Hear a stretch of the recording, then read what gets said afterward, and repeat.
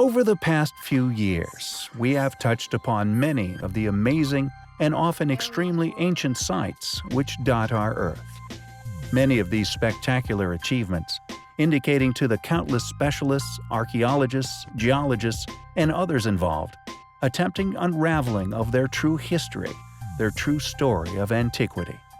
On several occasions, we have been confronted with compelling and often conclusive explorative analysis, which has often resulted in the retrieval of compelling supportive artifacts which have supported the claim of them surviving past cataclysm, often accompanied by an ice age. Our sharing of this data has regularly received a mixed reception.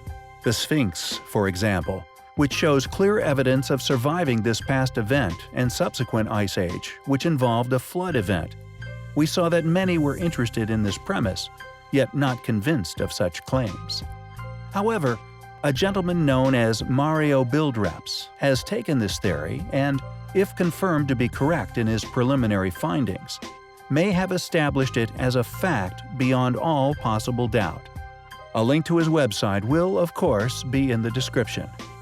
Mario, it seems, has been very busy. He has correlated the orientation of over 500 ancient pyramids and temples randomly spread around the world to what he claims is a 99% accuracy to the temperature changes during the last glaciation cycles. Most ancient structures, therefore, he has concluded, are hundreds of thousands of years old and not just a few thousand.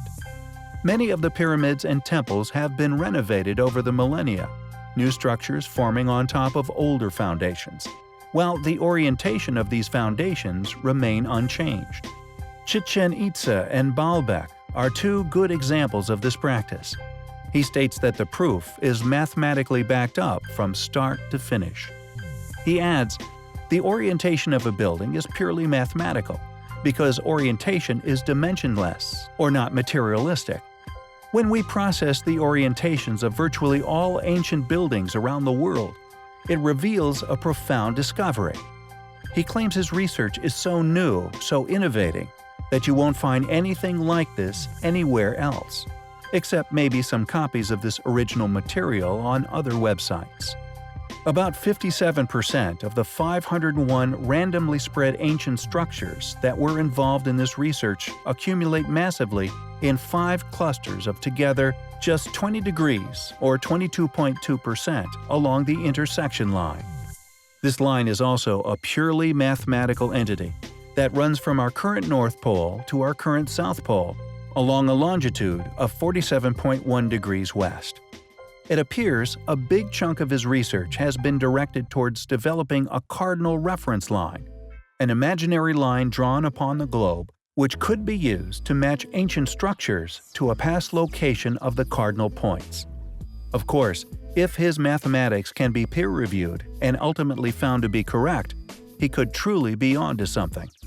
His research will not only push back the theories involving the chronological development of man, but also prove beyond doubt pre-Columbian voyage up to 500,000 years ago, among many other startling realities. The collective orientation of contemporary buildings points almost exactly at our current geographic pole.